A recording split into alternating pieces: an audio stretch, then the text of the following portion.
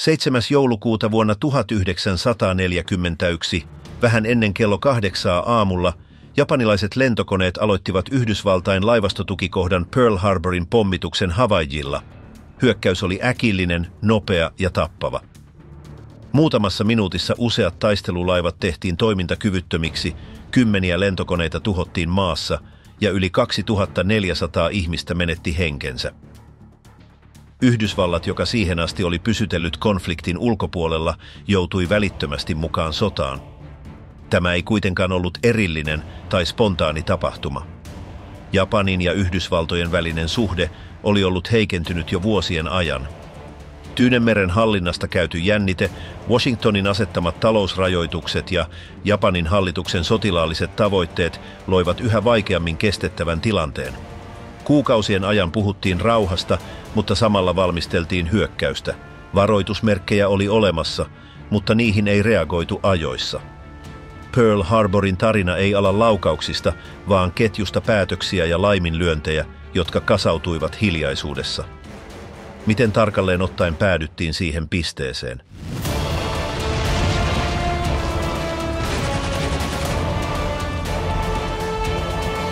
Pearl Harboriin johtaneet jännitteet.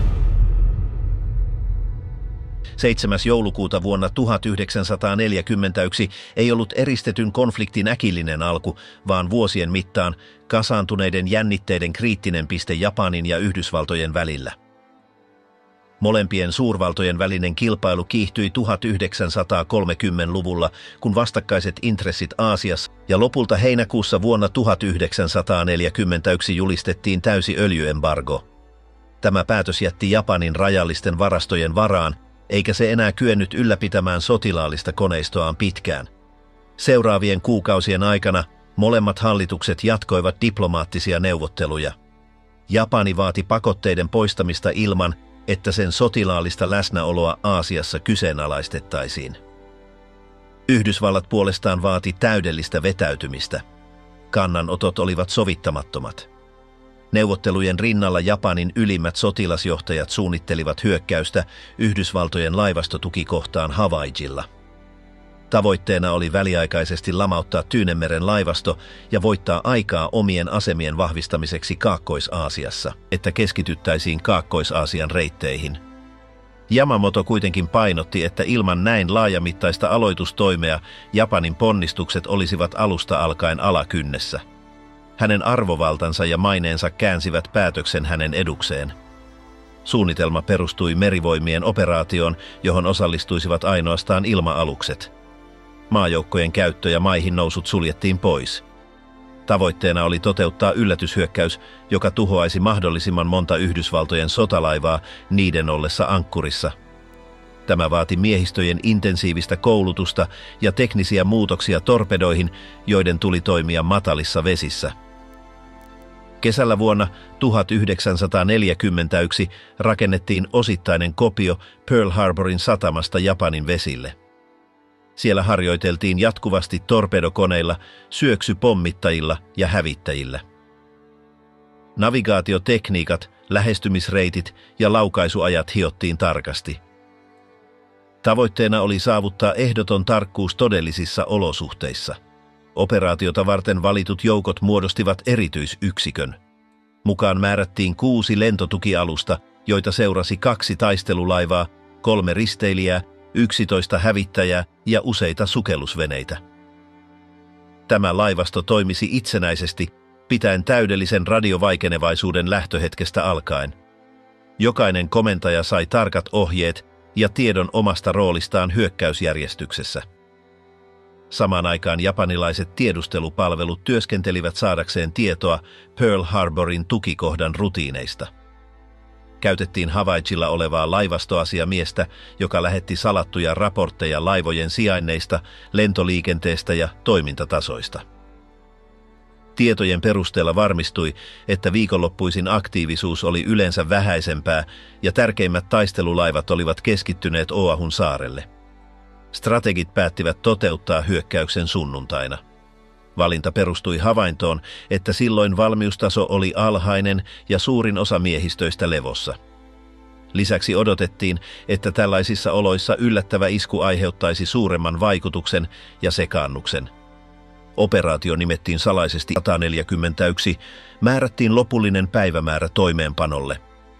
Vastuuupseerit informoivat alaisiaan valmistautumaan laaja-alaiseen toimenpiteeseen. Tavoitteesta ei annettu yksityiskohtia ennen viime hetkeä. Japanin ylin johto pelkäsi, että mahdollinen vuoto vaarantaisi yllätyksen elementin. Hyökkäyksen suunnittelusta Pearl Harboriin tuli strateginen prioriteetti. Se oli suunniteltu rajoitetuksi toiminnaksi, jonka tarkoituksena oli voittaa aikaa muiden valloitusten turvaamiseksi. Kukaan Tokiossa ei uskonut, että pelkkä hyökkäys takaisi voiton. Tarkoitus oli aiheuttaa riittävä alkuvahinko, joka pakottaisi Yhdysvallat neuvottelemaan paineen alla. Kohti Havaijia ilman havaitsemista.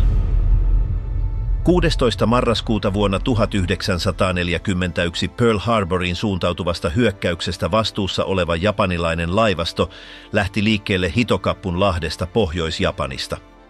Se toimi vara-amiraali Chuichi Nagumon, ensimmäisen ilmalaivaston komentajan, johdolla. Lähtökäsky annettiin huomaamattomasti ja vain ylimmät komentajat tiesivät lopullisen määränpään. Yksiköt etenivät hajautetussa muodostelmassa vähentääkseen havaitsemisen riskiä. Valittu reitti kulki Pohjois-Tyynenmeren kautta harvoin liikennöidyllä alueella, jossa sääolosuhteet olivat epävakaat.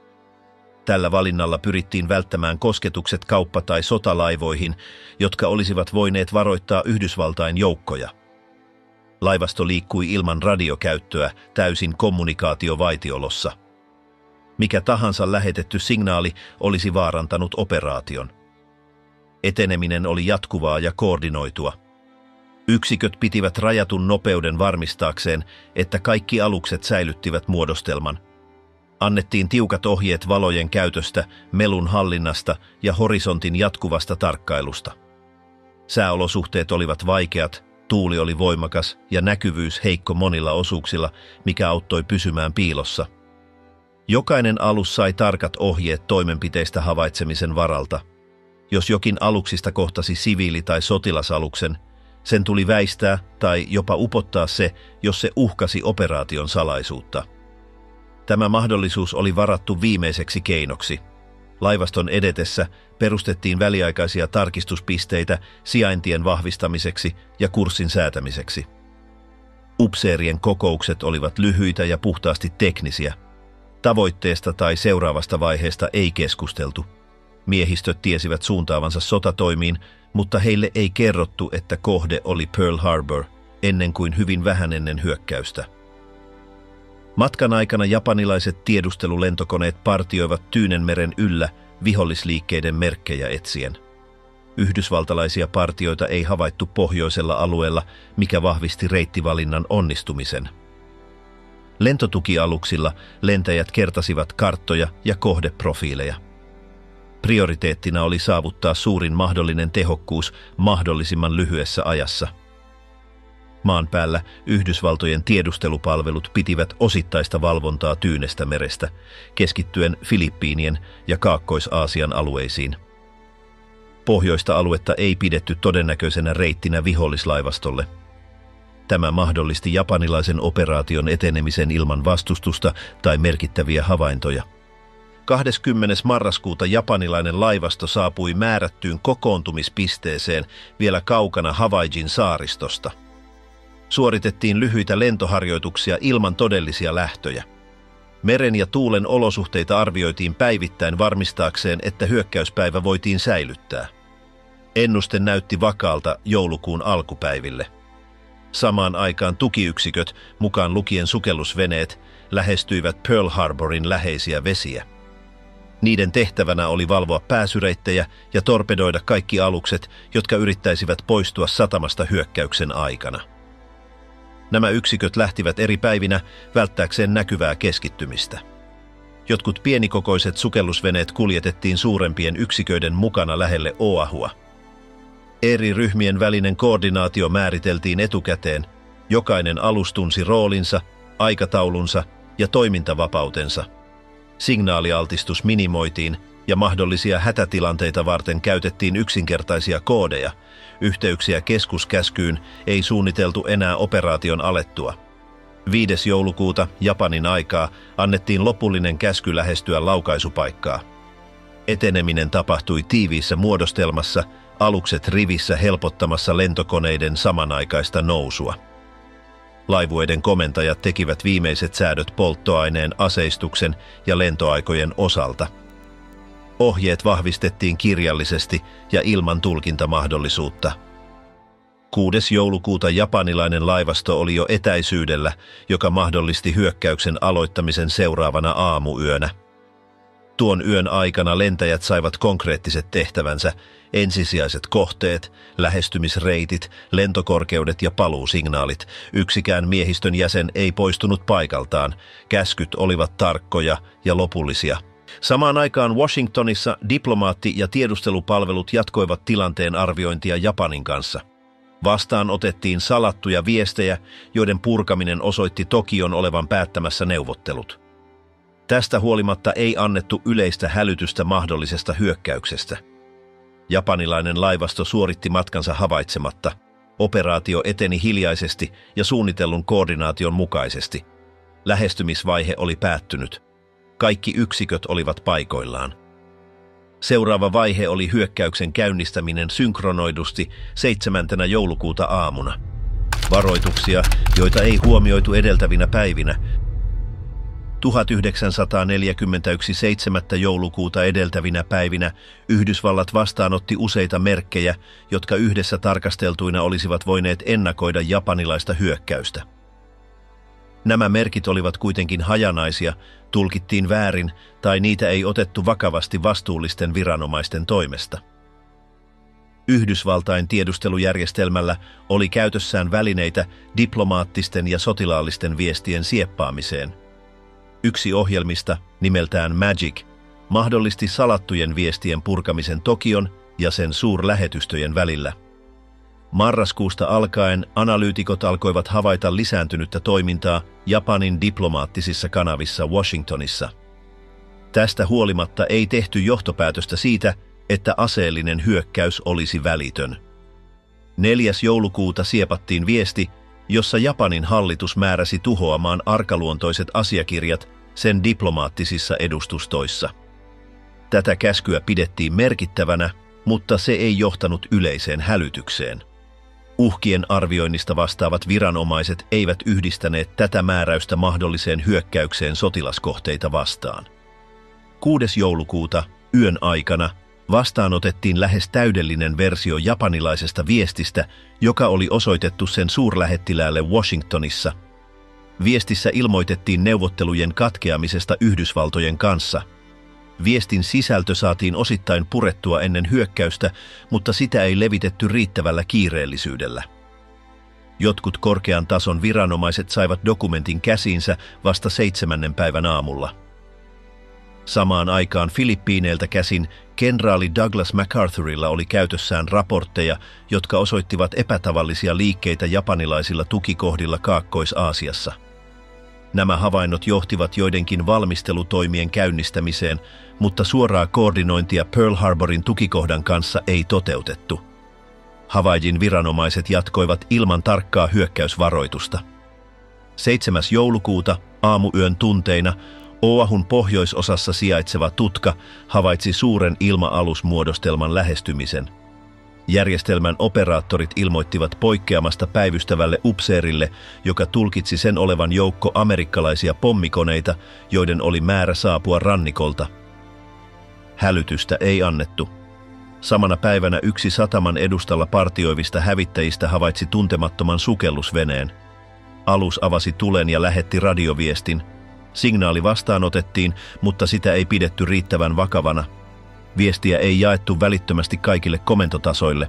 Näiden operatiivisten merkkien lisäksi oli laajalti tiedossa, että diplomaattisuhteet Japanin kanssa olivat ennennäkemättömän heikot. Yhdysvaltain hallituksen huomio oli kuitenkin jakautunut Euroopan ja Aasian välillä. Suoraa hyökkäystä Yhdysvaltojen alueelle ei pidetty ensisijaisena uhkana. Edellisten viikkojen aikana oli saatu myös raportteja Lontoosta ja muista liittolaispääkaupungeista, jotka varoittivat mahdollisesta japanilaisesta hyökkäyksestä Tyynellämerellä. Näissä varoituksissa todennäköisimpinä kohteina pidettiin Filippiinejä, Singaporea tai Hollannin Itä-Intiaa. Pearl Harbor ei esiintynyt odotettujen kohteiden joukossa. Havaijin sotilasjohto oli saanut yleisluontoisia ohjeita mahdollisesta japanilaisesta aggressiosta. Heillä ei kuitenkaan ollut konkreettista tietoa tai päivämääriä. Harjoituksia ja partiointia jatkettiin normaalin rutiinin mukaisesti, mutta valmiustasoja ei muutettu. Lentokoneet oli koottu lentokentille riveihin, mikä teki niistä haavoittuvampia hyökkäystilanteessa. Jotkut siviili- ja sotilasviranomaiset sekä Washingtonissa että ulkomailla esittivät tarkkoja huolia kokouksissa ennen hyökkäystä.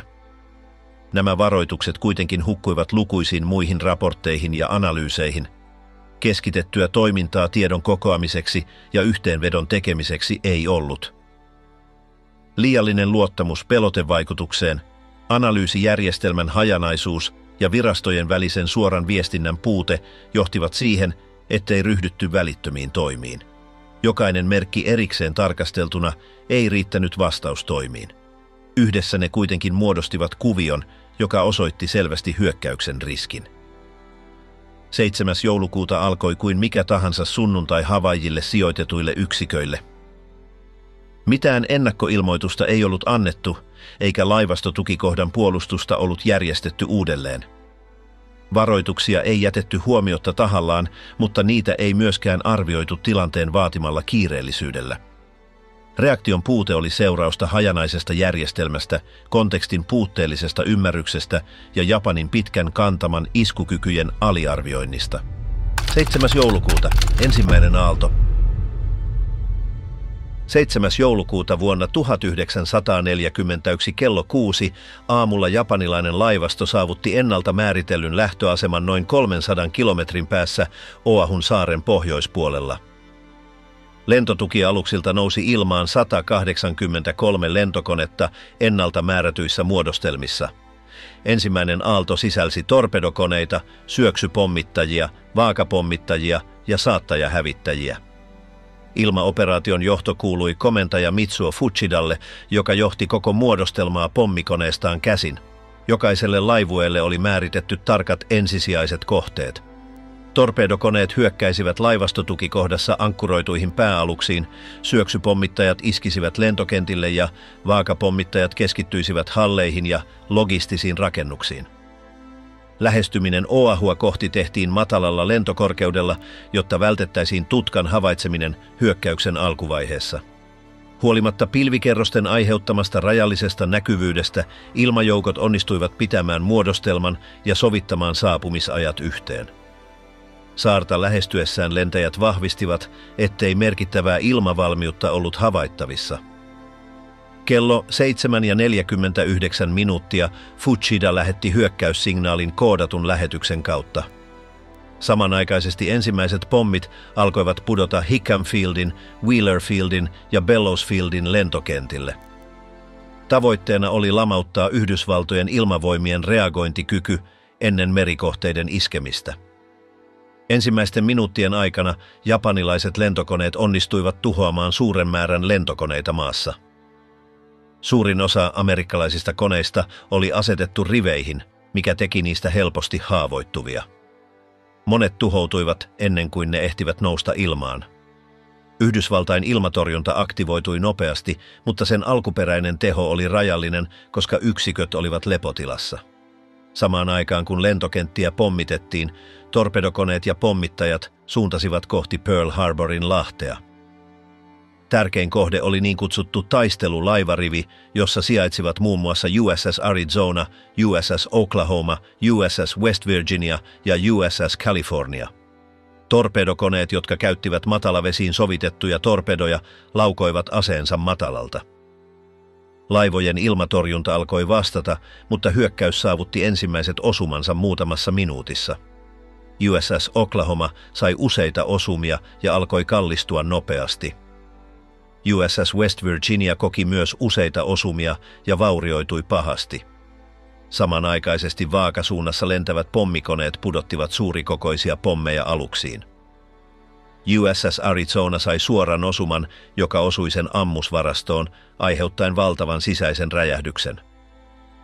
Alus upposi muutamassa minuutissa, vieden suurimman osan miehistöstä mukanaan. Yhdysvaltojen reaktio oli välitön, mutta sekava. Ne miehistöt, jotka pääsivät paikoilleen, yrittivät aktivoida ilmatorjuntatykit, organisoida palotorjuntatiimejä ja pelastaa haavoittuneita. Monet merimiehet joutuivat yllätetyiksi kesken aamiaisen tai rutiinitehtävien ja joutuivat improvisoimaan reaktioitaan hyökkäyksen alla. Ensimmäinen japanilainen aalto kesti noin 30 minuuttia. Tänä aikana Hikamin lentotukikohta kärsi vakavia vaurioita, useita halleja tuhoutui ja lukuisia koneita tehtiin toimintakyvyttömiksi. Myös Wheeler Field ja Bellows Field jäivät lähes täysin käyttökelvottomiksi. Merialueella USS Nevada onnistui aloittamaan poistumismanööverit satamasta, vaikka se oli raskaan ilmahyökkäyksen kohteena. Myös muut pienemmät alukset yrittivät siirtyä asemistaan vaikeuttaakseen pommituksia, mutta suurin osa pääyksiköistä jäi paikalleen ja muuttui haavoittuviksi kohteiksi. Japanilaiset komentajat arvioivat aiheutettuja vahinkoja reaaliajassa. Alustavat raportit osoittivat, että Yhdysvaltain ilmavoimien ja laivaston kyky Havaijilla oli saatu lamautettua. Eri konetyyppien välinen koordinaatio säilyi tarkkana huolimatta kohdatusta vastarinnasta. Ensimmäinen aalto palasi lentotukialuksille noin kello 8:30, kärsien vain vähäisiä tappioita. Kukin yksikkö otti koneensa vastaan suunnitelman mukaisesti. Lentäjät välittivät havaintojaan aiheutetuista vahingoista, tietoa joka hyödynnettäisiin toisen aallon säätämisessä. Samaan aikaan Oahun saarella sotilas- ja siviilihenkilöstö yritti organisoida pelastustoimia, sammuttaa paloja ja pelastaa vaurioituneisiin aluksiin jääneitä. Hyökkäys oli ollut yllättävä, tuhoisa suoritukseltaan ja oli aiheuttanut välittömän iskun Yhdysvaltojen puolustuskykyyn Tyynellämerellä. Toinen ilmaisku Oahulle. Ensimmäisen aallon koneiden palattua toinen japanilainen muodostelma aloitti lähestymisensä kohti Oahua. Se koostui 164 lentokoneesta jaettuina 3 ryhmään. Sen päätehtävänä oli vahvistaa jo aiemmin aiheutettua vahinkoa keskittyen edelleen kelluviin aluksiin sekä maamaaleihin, joita ei ollut vielä täysin tuhottu. Lentotukialuksilla teknikot olivat tankanneet ja aseistaneet koneet uudelleen aamu 7 alkaen. Toinen aalto nousi ilmaan pian 8:30 minuutin jälkeen. Jokaisella laivueella oli ennalta määrätty kohteensa. Syöksypommittajaryhmä suuntaisi hävittäjiin, risteilijöihin ja muihin pienempiin aluksiin. Vaakasuunnassa pommittavat koneet hyökkäisivät jälleen sotilaskohteisiin ja hävittäjät saattaisivat muodostelmia suojellen niitä mahdollisilta amerikkalaisten koneiden nousuilta. Matkan aikana lentäjät saivat osittaista tietoa ensimmäisen vaiheen tapahtumista. Vaikka osa aluksista oli jo vaurioitunut, useat olivat yhä toimintakykyisiä. Näiden joukossa USS Nevada yritti poistua satamasta, mikä teki siitä ensisijaisen kohteen. Toinen aalto saavutti Oahun pian kello 9 jälkeen aamulla. Hyökkäys jakautui useaan kohtaan. Laivastotukikohdan yläpuolella pommittajat kohdistivat iskut aluksiin, joissa oli havaittu toimintaa. USS Nevada sai uusia osumia, joiden seurauksena sen oli ajettava karille sataman suulle estääkseen uloskäynnin tukkeutumisen. USS Pennsylvania, joka oli kuivatelakalla, sai pommi-iskuja, jotka vaurioittivat sen kantta- ja viereisiä rakenteita. Lentokentillä japanilaiset koneet iskivät jo vaurioituneisiin kohteisiin varmistaakseen, ettei halleihin tai kiitoteihin jäänyt toimintakykyä. Laivaston käyttämä Kaneohe-kenttä joutui toistuvien hyökkäysten kohteeksi. Maassa tuhottujen amerikkalaiskoneiden määrä kasvoi, mikä heikensi entisestään tehokkaan ilmavastauksen mahdollisuutta. Tässä toisessa aallossa Yhdysvaltain puolustus vastasi suuremmalla voimalla. Alusten ja maapohjaisten tukikohtien ilmatorjuntayksiköt olivat jo aktivoituja. Tuli oli tarkempaa, mikä johti useiden japanilaiskoneiden menetyksiin.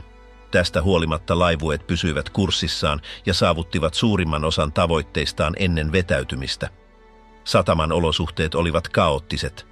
Palavien alusten savu heikensi näkyvyyttä. Osa pienemmistä aluksista yritti siirtyä tilaa vapauttaakseen pelastusryhmille.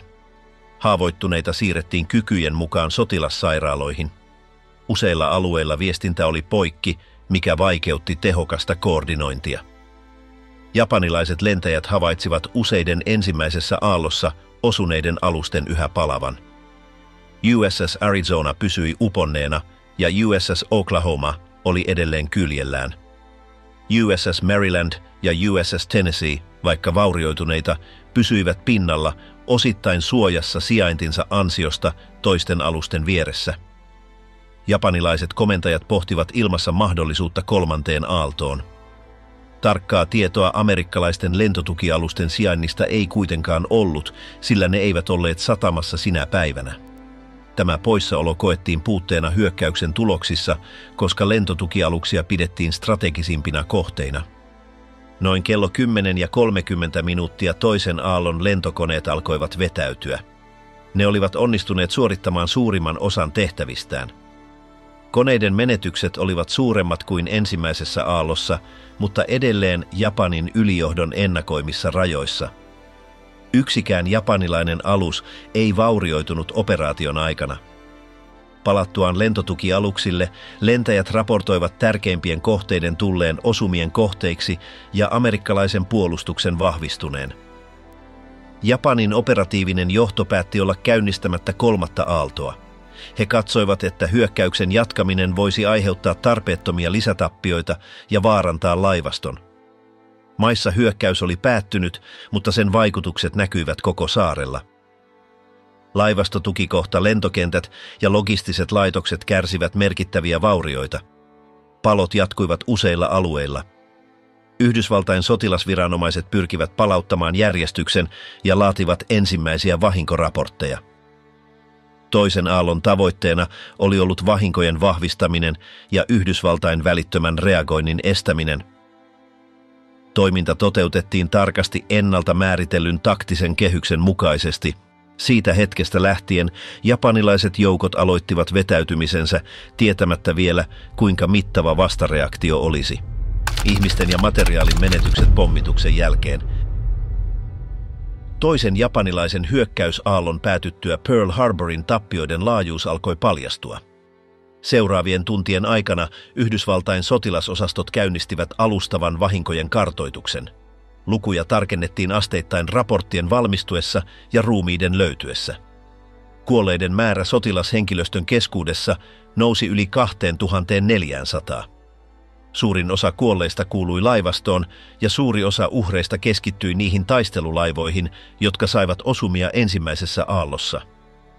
Eniten kuolemia rekisteröitiin USS Arizonalla, jossa yli 1100 miehistön jäsentä sai surmansa kannen läpäisseen pommin aiheuttaman sisäisen räjähdyksen seurauksena. USS Oklahomalla kuoli yli 400 aluksen kaaduttua useiden torpedojen iskusta.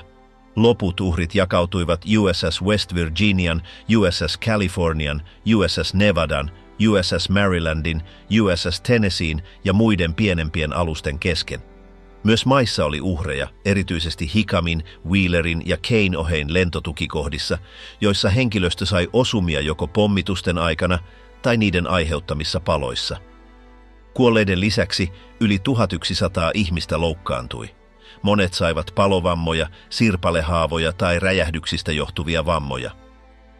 Lääketieteelliset yksiköt, sekä sotilaalliset että siviilit, työskentelivät tauotta ensimmäisinä päivinä auttaakseen uhreja. Hoitopisteitä perustettiin hätäisesti halleihin, varastoihin ja suojaisiin alueisiin. Laivaston osalta materiaalitappiot olivat huomattavia. 4 taistelulaivaa upposi: USS Arizona, USS Oklahoma, USS West Virginia ja USS California. Toiset 4 vaurioituivat eriasteisesti, mutta eivät uponneet. USS Nevada sai osumia yrittäessään poistua satamasta, vaurioitui pahasti ja ajautui karille estääkseen kanavan tukkeutumisen.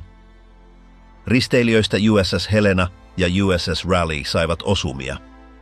Useat hävittäjät ja tukialukset vaurioituivat tai joutuivat käyttökelvottomiksi. Kaikkiaan yli 20 alusta sai osumia hyökkäyksen aikana, osa vakavilla rakenteellisilla vaurioilla. Yhdysvaltain ilmailu menetti Havaijilla lähes 200 lentokonetta. Suurin osa tuhottiin maassa ennen kuin ne ehtivät nousta ilmaan. Lentokoneet oli rivissä altaina hyökkäykselle, mikä helpotti niiden tuhoamista japanilaisten pommikoneiden toimesta. Vain harvat koneet onnistuivat nousemaan hyökkäyksen aikana ja vain muutamat niistä kohtasivat hetkellisesti vihollishävittäjiä. Maanpäälliset rakenteet kärsivät myös merkittävästi. Hickam Fieldillä useita rakennuksia tuhoutui tai vaurioitui. Sama tapahtui Wheeler Fieldillä ja laivaston lentotukikohdissa. Viestintäjärjestelmät keskeytyivät ja sähköpalvelut kärsivät tulipalojen ja räjähdysten vuoksi. Useita polttoainevarastoja tuhoutui, mikä vaikeutti toimintaa seuraavina päivinä. Tappiot eivät rajoittuneet sotilaalliseen puoleen, myös siviiliväestöstä raportoitiin uhreja. Joillakin tukikohtien läheisillä asuinalueilla vahinkoja aiheutuivat vahingossa ilmatorjuntatulesta tai toissijaisista räjähdyksistä. Tarkat luvut vaihtelivat, mutta useita siviilikuolemia vahvistettiin ja tuntematon määrä haavoittuneita kirjattiin. Yhdysvaltain viranomaisten ensireaktio oli asettaa prioriteetit. Ensin varmistettiin pelastustoimet uppoavissa tai vaurioituneissa aluksissa olevien selviytyjien pelastamiseksi. Sitten organisoitiin haavoittuneiden siirrot saatavilla oleviin sairaaloihin.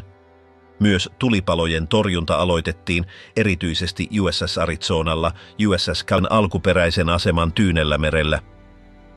Lentotukialusten poissaolo Pearl Harborista hyökkäyksen aikana esti niiden tuhoutumisen, millä olisi myöhemmin ollut strategisia seurauksia. Taistelulaivojen menetys ja tukikohdan yleinen tila merkitsivät kuitenkin välitöntä takaiskua Yhdysvaltain sotilaalliselle kyvylle alueella.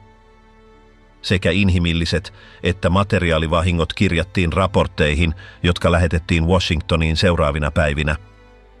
Luvut tarkistettiin erityiskomissioiden toimesta. Hyökkäyksen mittavuudesta huolimatta Pearl Harborin tukikohta ei jäänyt täysin toimintakyvyttömäksi. Osa yksiköistä säilyi ehjänä ja korjaustyöt alkoivat välittömästi. Yhdysvaltain johdon välitön reaktio. Pelastaminen ja suurempien tulipalojen ehkäisy.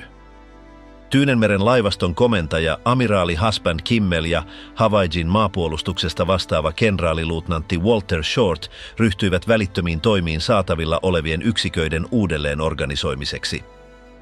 Molemmat upseerit joutuivat yllätetyiksi ilman ennakkotietoa, joka olisi mahdollistanut tehokkaan puolustautumisen. 7. joulukuuta aamupäivän aikana he koordinoivat kaikkien edelleen toimintakykyisten resurssien käyttöönottoa. Ilma- ja meripartiot perustettiin mahdollisten uusien hyökkäysten havaitsemiseksi. Lentokoneita, jotka eivät olleet tuhoutuneet, tankattiin uudelleen ja lentäjät sekä mekaanikot työskentelivät vaurioituneiden koneiden korjaamiseksi. Rannikolle asetettiin tarkkailijoita ja pysyvien ilmatorjuntajärjestelmien valmistelua käynnistettiin eri puolilla saarta.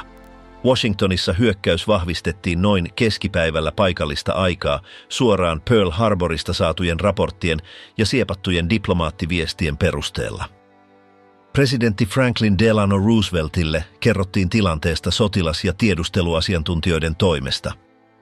Pian tämän jälkeen hän kutsui koolle hallituksensa arvioidakseen tilannetta ja määrittääkseen välittömän vastauksen. Koko Havaijin alueelle julistettiin hätätila. Yhdysvaltojen Tyynenmeren rannikon turvallisuustoimia tehostettiin. Laivasto ja armeija aloittivat korvaavien yksiköiden liikekannallepanon, ja etusija annettiin lääkintähenkilöstön, insinöörien ja logististen tarvikkeiden kerättiin lausuntoja keskeisiltä upseereilta ja Havaijin puolustuksesta vastuussa olleilta. Kimmelin ja Shortin todistukset tarkasteltiin erityisen huolellisesti heidän keskeisen roolinsa vuoksi. Molemmat vapautettiin tehtävistään muutamaa päivää myöhemmin, odottaen laajempien tutkimusten tuloksia. Sotaministeriö koordinoi lisäjoukkojen lähettämistä Tyynellemerelle. Kutsuntaprosesseja, koulutusta ja joukkojen siirtoja nopeutettiin. Yhdysvaltain länsirannikon tärkeimmät laivastotukikohdat siirtyivät korkeimman hälytystilan alaisuuteen. Muualla järjestettiin simulaatioharjoituksia, joilla valmistauduttiin vastaaviin hyökkäyksiin. Diplomatiassa ulkoministeriö katkaisi kaikki suhteet Japaniin. Suurlähettiläät kutsuttiin kotiin ja diplomaattiset tilat suljettiin. Yhdysvaltojen tunteina saapui tietoa Japanin muista sotilaallisista liikkeistä Aasiassa. Offensiivi ei ollut rajoittunut vain Havaijille. Samaan aikaan Japani hyökkäsi Filippiineille, Malesiaan, Guamiin ja Hongkongiin. Tämä vahvisti, että kyseessä oli laajamittainen operaatio, jonka tarkoituksena oli muuttaa Tyynenmeren sotilaallista tasapainoa. Presidentti Roosevelt piti jatkuvaa yhteyttä armeijan johtoon. Ensimmäiset luonnokset virallisesta sodan julistuksesta laadittiin. Maavoimien ja laivaston ylin johto alkoi suunnitella vastahyökkäystä ja joukkojen uudelleenjärjestelyä. Samanaikaisesti arvioitiin sotateollisuuden tilaa tuotannon lisäämiseksi tulevina kuukausina. Tiedotusvälineissä hyökkäyksestä raportoitiin virallisten tiedotteiden kautta. Uutinen välitettiin radion ja sanomalehtien kautta aluksi osittaisin tiedoin. Tietoa täydennettiin sitä mukaan kuin uusia raportteja saapui Havaijilta. Kansalaisten reaktio oli välitön. Useissa kaupungeissa järjestettiin spontaaneja mielenilmauksia, joissa osoitettiin tukea asevoimille. Suurimmat radioasemat lähettivät presidentin ja muiden viranomaisten viestejä. Kansaa pyydettiin rauhallisuuteen ja yhteistyöhön uuden tilanteen kohtaamiseksi. Yleinen tunne oli suuttumus ja yhtenäisyys tapahtuneen edessä. Siviilipuolustuksesta vastaavat viranomaiset alkoivat järjestää koulutuksia, evakuointiharjoituksia ja tiedotuskampanjoita. Yhteyksiä vahvistettiin liittovaltion, osavaltioiden ja paikallistasojen välillä. Hyökkäystä seuranneina päivinä käyttöön otetut toimet merkitsivät Yhdysvaltojen puolustuspoliittisen aseman täydellisen muutoksen alkua. Yhdysvaltojen virallinen liittyminen sotaan. 8. joulukuuta vuonna 1941 varhain aamulla presidentti Franklin Delano Roosevelt suuntasi Capitoliin pyytääkseen Yhdysvaltain kongressilta virallista sodanjulistusta Japania vastaan. Pearl Harborin hyökkäys oli tapahtunut 24 tuntia aiemmin ja tuhojen laajuus oli jo sekä lainsäätäjien että yleisön tiedossa. Kongressin istunto kutsuttiin koolle kiireellisenä. Edustajainhuone ja senaatti kokoontuivat yhteiseen istuntoon. Salissa oli täysi yleisö, senaattoreita, kansanedustajia, tuomareita, hallituksen jäseniä ja asevoimien edustajia. Rooseveltin henkilökohtainen läsnäolo korosti tilanteen vakavuutta. Presidentti luki lyhyen viestin, joka oli tarkasti laadittu hänen tiiminsä toimesta. Puheessaan hän kuvaili japanilaishyökkäystä harkituksi, yllättäväksi ja koordinoiduksi. Hän selvensi, että Pearl Harbor ei ollut ainoa kohde, vaan myös muut Yhdysvaltain vastuulla olevat alueet, kuten Filippiinit, Guam ja Wake-saari, olivat joutuneet hyökkäyksen kohteiksi. Viestissä korostettiin, että Japani oli lähettänyt diplomaattidelegaation Washingtoniin samaan aikaan, kun se valmisteli hyökkäystä. Roosevelt ei käyttänyt tunteellista kieltä eikä graafisia kuvauksia. Hän piti äänensävyä lujana ja suoraviivaisena. Hän totesi, että tapahtumat olivat sotatoimi ja että Yhdysvaltojen oli vastattava välittömästi. Hän päätti esityksensä pyytämällä kongressia tunnustamaan sotatila Yhdysvaltojen ja Japanin keisarikunnan välillä takautuvasti hyökkäyksen ajankohtaan. Presidentin puheen jälkeen lainsäätäjät aloittivat virallisen äänestysprosessin. Edustajainhuoneessa tulos oli 438 puolesta, 1 vastaan. Senaatissa päätös hyväksyttiin yksimielisesti. Ainoa kielteinen ääni annettiin naispuolisen kansanedustajan toimesta, joka tuomitsi hyökkäyksen, mutta vastusti sotaa periaatteellisista syistä. Hänen äänensä ei vaikuttanut yleiseen hyväksyntään eikä herättänyt. Julistuksen yhteydessä annettiin toimeenpanomääräyksiä asevelvollisuuden laajentamiseksi, teollisen tuotannon vahvistamiseksi ja asevoimien toimintakyvyn kasvattamiseksi. Uutinen levisi kaikissa viestintäkanavissa. Radiokanavat keskeyttivät lähetyksensä lukeakseen päätöksen.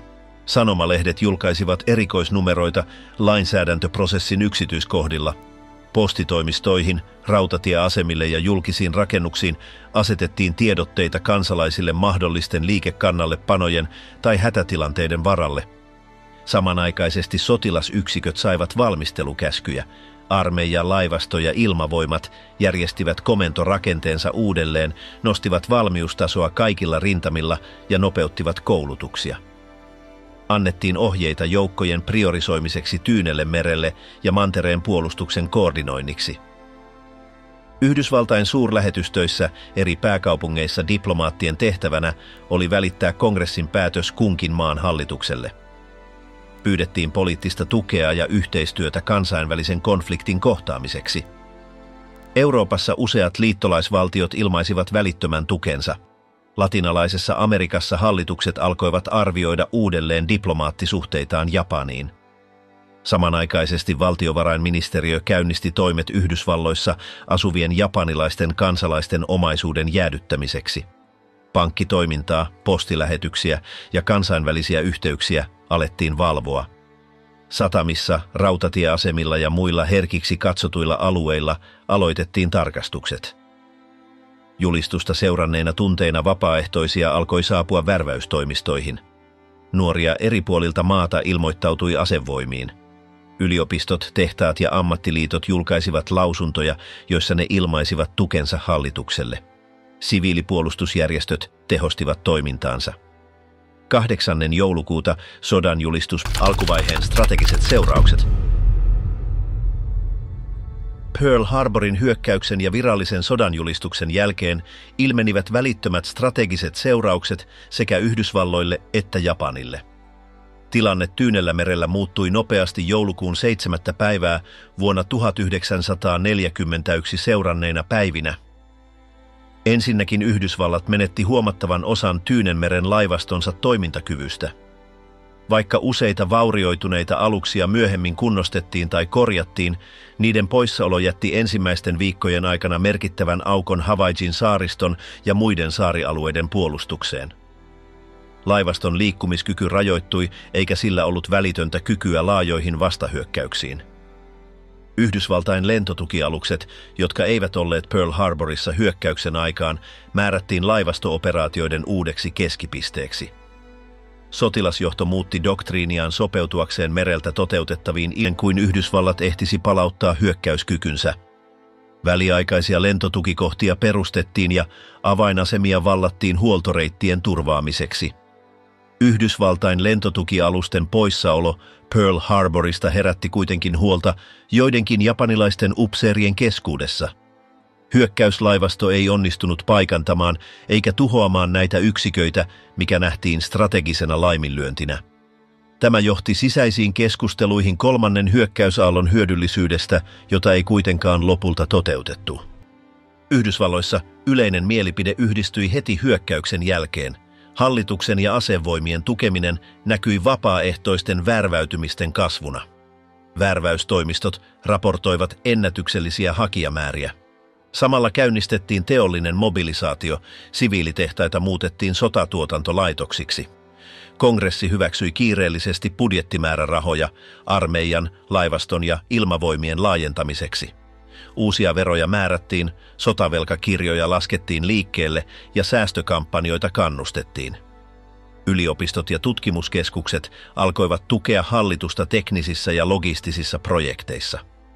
Yhdysvaltain sotilasjohto alkoi suunnitella pitkän aikavälin offensiivia. Nopeaa voittoa ei odotettu. Suunnitelmat laadittiin etenemispisteiden perustamiseksi Tyynellämerellä, Japanin miehittämien alueiden vapauttamiseksi ja lopulta etenemiseksi Japanin pääsaarille. Yhdysvalloissa asuviin japanilaisiin kansalaisiin kohdistettiin rajoituksia, jotka myöhemmin johtivat massainternointiin. Liittovaltion hallitus valtuutti tarkastukset, varojen jäädytykset ja liikkumisrajoitukset. Näitä toimia perusteltiin turvallisuustoimenpiteinä, vaikka ei ollut todisteita sabotaasista japanilaistaustaisilta kansalaisilta tuolloin. Hyökkäyksen välittömät vaikutukset näkyivät myös kansainvälisesti. Useat latinalaisen Amerikan maat katkaisivat diplomaattisuhteet Japaniin. Toiset, kuten Kanada, Australia ja Uusi-Seelanti, julistivat sodan samaan aikaan kuin Yhdysvallat. Liittoumakartta vakiintui ja eri rintamat alkoivat koordinoitua yhteisten etujen mukaisesti. Pearl Harborin hyökkäys merkitsi suoran vaikutuksensa lisäksi ratkaisevaa muutosta sodan rakenteessa. Tästä hetkestä lähtien Tyynestämerestä tuli keskeinen sotatoimialue ja Yhdysvallat siirtyi puolustavasta asemasta pitkäjänteiseen vastahyökkäysstrategiaan. Hyökkäystä seuranneina päivinä tehdyt päätökset merkitsivät uuden sodan vaiheen alkua. Pearl Harborin hyökkäys ei ollut irrallinen eikä ennalta arvaamaton tapahtuma. Se oli vuosien mittaan kertyneiden jännitteiden huipentuma kahden kilpailevan Tyynenmeren suurvallan välillä. Japani päätti toimia tarkasti suunnitellulla iskulla samaan aikaan kun diplomaattiset neuvottelut vielä jatkuivat. Sotilaallinen toteutus jaettuna kahteen aaltoon saavutti välittömän tavoitteensa: heikentää Yhdysvaltojen merivoimien kykyä alueella tilapäisesti. Seuraukset olivat välittömät. Yhdysvallat julisti sodan seuraavana päivänä ja muut suurvallat seurasivat asteittain perässä. Tämän jälkeen konflikti laajeni maailmanlaajuiseksi uusien rintamien aktivoituessa. Tyynenmeren sota sai täyden mittakaavan, jolla oli pitkäkestoisia sotilaallisia, poliittisia ja strategisia vaikutuksia. Pearl Harborin taistelu merkitsi uuden aikakauden alkua sodassa. Kaikki sitä edeltäneet ja seuranneet tapahtumat kehittyivät ilman keskeytyksiä. Lopputulos ei ratkennut yhdessä päivässä, mutta se sai selkeän alkunsa aamulla 7. joulukuuta vuonna 1941.